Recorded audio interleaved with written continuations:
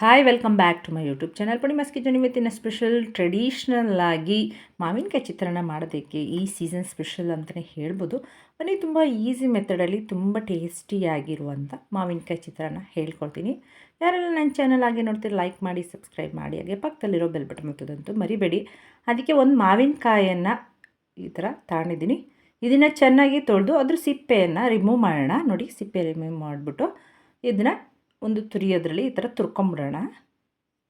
ನೀವು ಎಲ್ಲ ಥರ ಮಾಡಿರ್ತೀರ, ಈ ಥರ ಮಾವಿನಕಾಯಿ ಚಿತ್ರಾನ್ನ ಮಾಡಿ ತುಂಬ ಟೇಸ್ಟಿಯಾಗಿರುತ್ತೆ, ತುಂಬ ಬೇಗನೆ ಕೂಡ ಆಗುತ್ತೆ.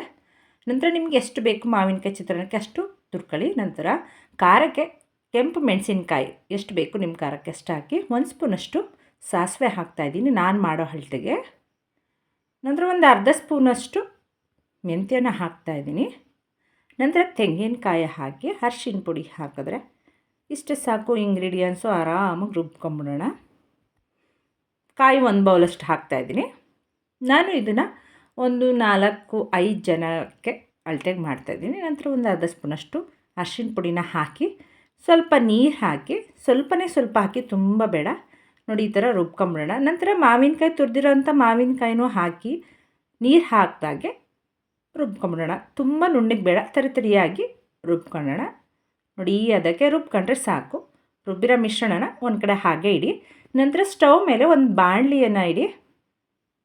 ಫ್ರೈಯಿಂಗ್ ಪ್ಯಾನ್ ಬಾಣಲಿ ಅದನ್ನು ಇಡಿ ಚಿತ್ರಾನ್ನ ಒಗ್ಗರಣೆ ಮಾಡೋದಕ್ಕೆ. ನಂತರ ಬಾಣಲಿ ಕಾದ ನಂತರ ಎಣ್ಣೆ ಹಾಕಿ, ನಿಮ್ಗೆ ಎಷ್ಟು ಆಯಿಲ್ ಬೇಕು ಅನ್ನಕ್ಕೆ ಚಿತ್ರಾನ್ನಕ್ಕೆ ಅಷ್ಟು ಆಯಿಲನ್ನು ಹಾಕಲಿ. ನಂತರ ನಾನು ಬಿಡಿಸಿಟ್ಕೊಂಡಿರೋಂಥ ಬೆಳ್ಳುಳ್ಳಿಯನ್ನು ಹಾಕ್ತಾಯಿದ್ದೀನಿ.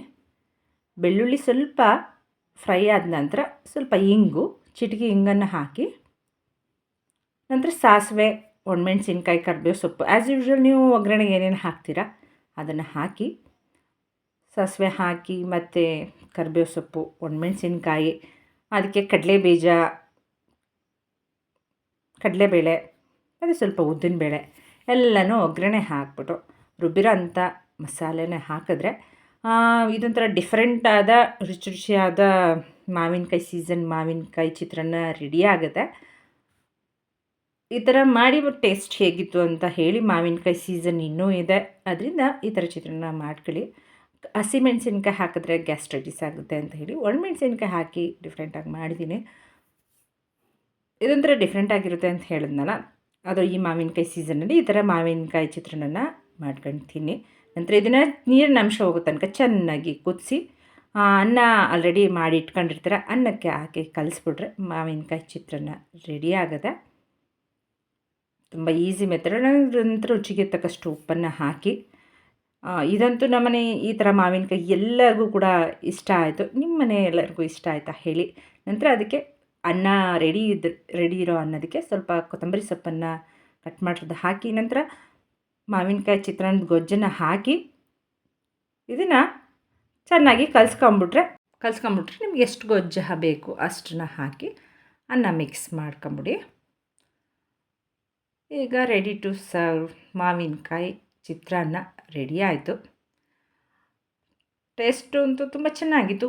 ನೀವು ಹೇಗಿತ್ತು ಅಂತ ನಿಮ್ಮ ಮನೆಯಲ್ಲಿ ಮಾಡಿ ಮಾವಿನಕಾಯಿ ಚಿತ್ರಾನ್ನ ಟೇಸ್ಟ್ ಹೇಗಿತ್ತು ಅಂತ ತಿಳಿಸಿ.